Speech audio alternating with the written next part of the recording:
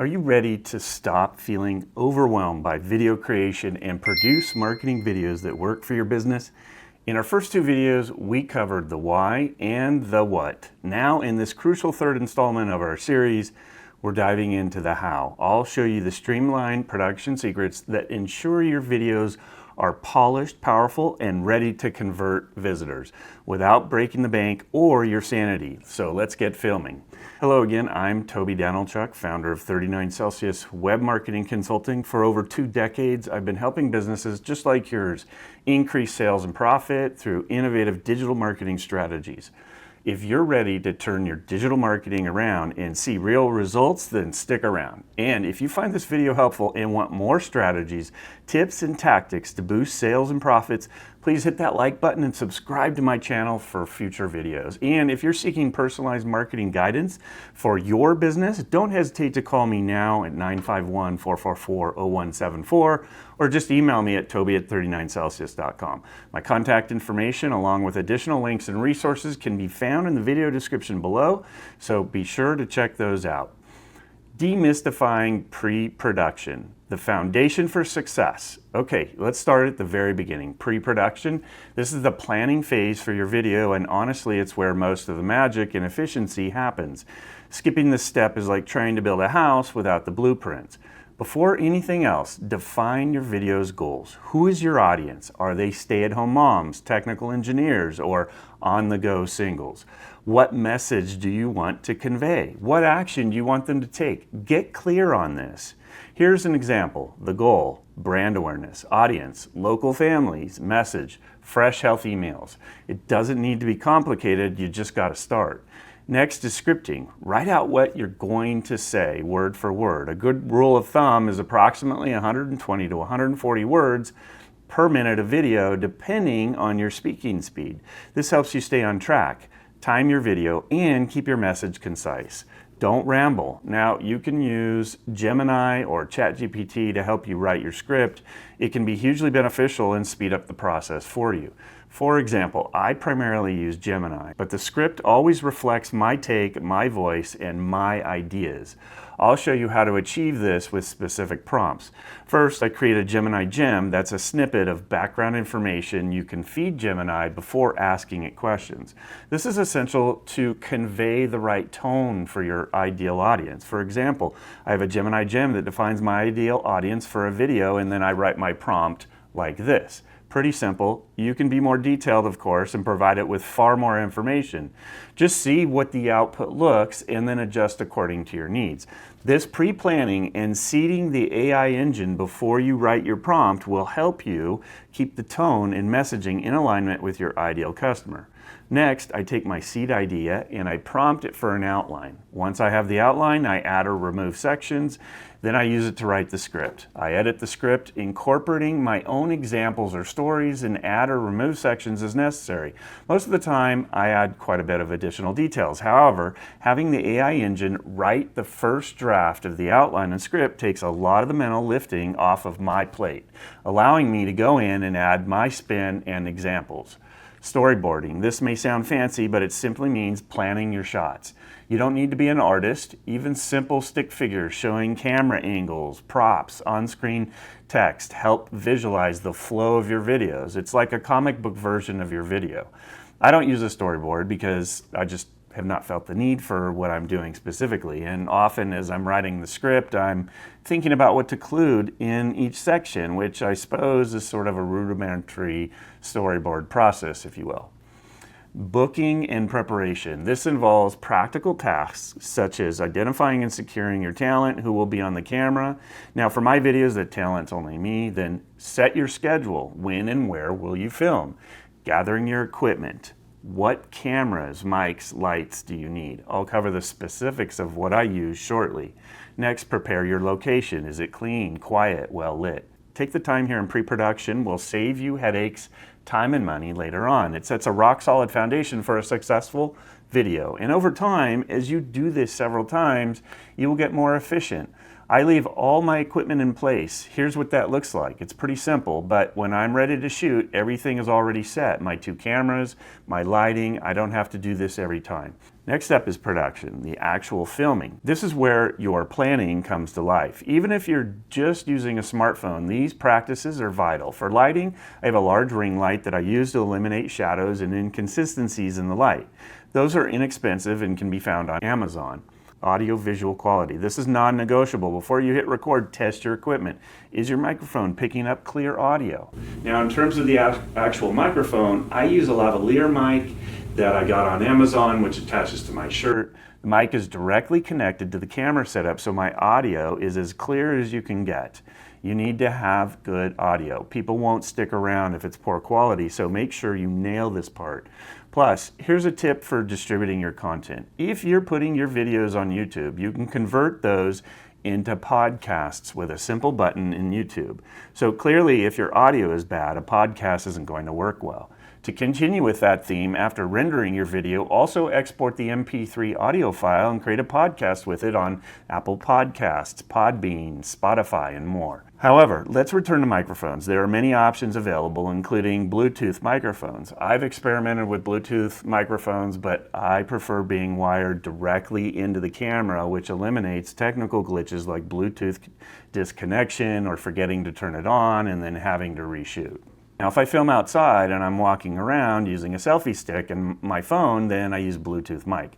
However, inside at my desk, I'm always hardwired into the camera, which I know is feeding directly into the video and provides excellent quality audio.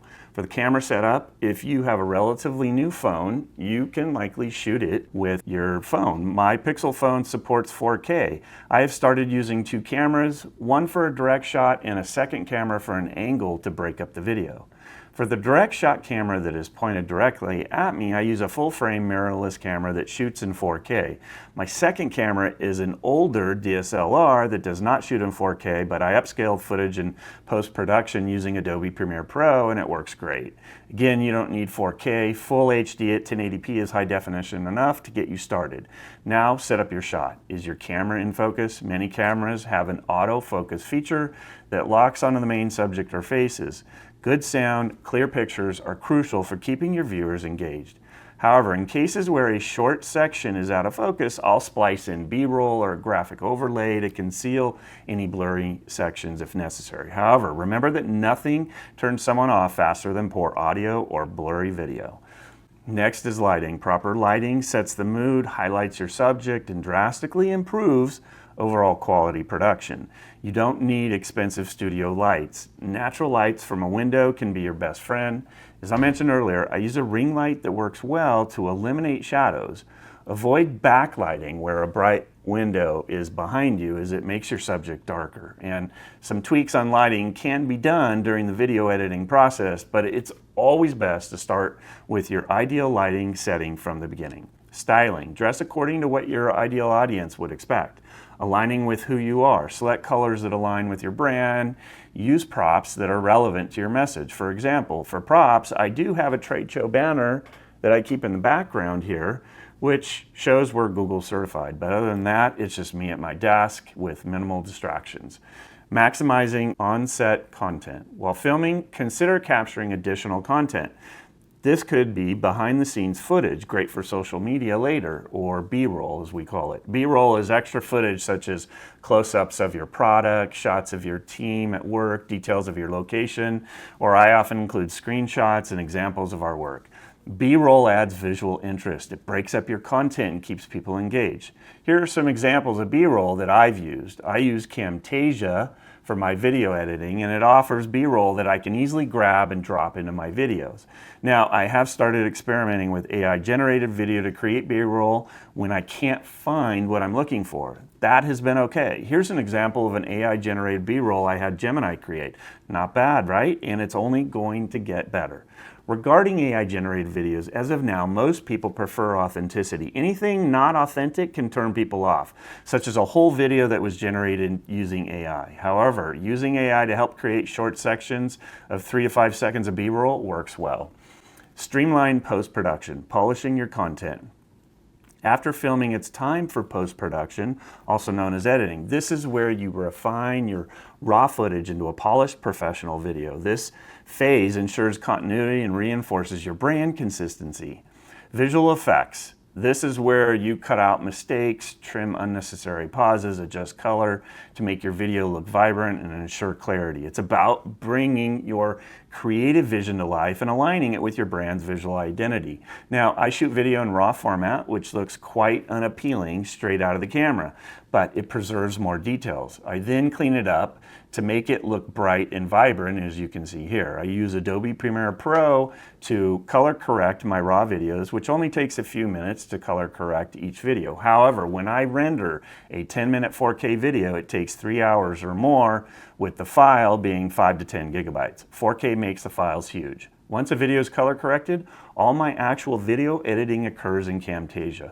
Once the video is color corrected, I export the file and import it into Camtasia for more detailed editing. Here I cut ums and ahs and graphic transitions and add any additional sound effects or music. Sound effects, often overlooked but critical. This involves mixing dialogue, adding narration if needed, and choosing background music. Effective audio mixing enhances the sound quality of your video, making it professional and keeping viewers engaged. Bad audio, no matter how good the visuals are, is a deal breaker. People won't stick around. I don't use many sound effects. That's probably an area I could develop further to make the video a bit more engaging. However, all of my sound effects are also created, or I capture them in Camtasia. Graphic effects. This includes animations, text graphics, lower thirds, the text that appears on the bottom of the screen with names and titles, and incorporating your logo. Graphics tie your branding together and add a polished, more professional look. They can also explain complex information visually. Again, Camtasia is great for this and relatively easy to use. We also use CapCut for short form videos that we post as shorts on YouTube. Next are transitions. I use transitions between different points I'm making. I have a standard set of transitions, call outs, sound effects, and more that are all bookmarked so that I don't have to find new assets each time. And I would highly recommend bookmarking or setting up your regular transitioned sound effects and more so that you can be very efficient. No need to reinvent the wheel for every video, which speeds up the production process because video is time consuming. So everything you can do to squeeze more time out of the process, the better. Strategic calls to action. This is vital. If you've watched some of my other videos, you know I've talked quite a bit about calls to action. You have to tell people what to do next, such as sign up, call you, buy your widget, or whatever you want them to do. So don't forget to include strategically placed calls to action. Make it obvious and easy for them. Often this is at the end, but you can also include subtle CTAs, as we call them, throughout. I include calls to action in the beginning, sometimes in the middle, and then also at the end. Budget-friendly production and outsourcing. Now, you might be thinking, this all sounds great, Toby, but I'm on a budget, and that's perfectly fine. Video production doesn't need to break the bank. Your smartphone with good lighting and sound can produce incredible quality. Creativity often trumps expensive gear. When it comes to handling production, you have a couple of options. In-house production, this gives you the maximum control over your message, branding, and consistency. You learn the skills, you manage the process. It's often more cost-effective in the long run to produce content regularly and edit it yourself. We do all our own in-house production and video editing. We've become efficient and have done this for over 500 videos. Outsourcing. You can hire a professional video production company or a freelancer. Places like Fiverr or Upwork are two places you can use to find people who will edit your videos. This can save you time and ensure a highly polished product. However, outsourcing can be tricky if expectations aren't met. You must have strong pre-production plans, script, storyboard, clear goals to communicate exactly what you want to your outsourced team. Without it, you might end up with something that doesn't quite match your vision, resulting in frustration and additional costs and more time. I have really never outsourced any of my video production. I have an in-house team, members who handle video editing. Okay, wow, we covered quite a bit today, from the initial spark of an idea to that final polished video. Mastering pre-production, having efficient production day practices, and streamlining your post-production editing are all the keys to creating high-quality, effective marketing videos for your small business on an ongoing basis. Processes are important as well for helping you scale video production. You don't want to reinvent the wheel every time. Video is an essential tool in today's world of digital marketing. Without a doubt, it will get your brand in front of far more people and will help you close more sales. So don't let the technical aspects scare you. Start small, experiment. Remember that clear communication and a strong plan are your greatest tools. You just have to get started. I'd love to hear from you. What's your biggest challenge when it comes to producing videos for your business? Share it in the comments below. And if you found this video helpful, please give it a thumbs up and subscribe to our channel for more practical digital marketing tips and strategies. This video series is your guide every step of the way. If you missed the first 2 videos of the series, links to those are in the video description below, where I cover why video is essential today, along with video SEO. And then the second video covers styles and types of videos with lots of great ideas for you.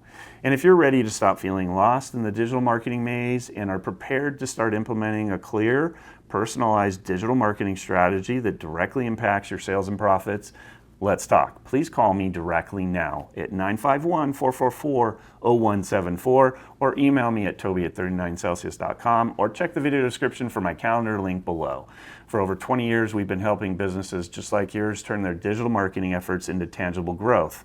Thanks for spending a few minutes out of your day with me, and I'll see you in our next video where we dive even deeper into video marketing.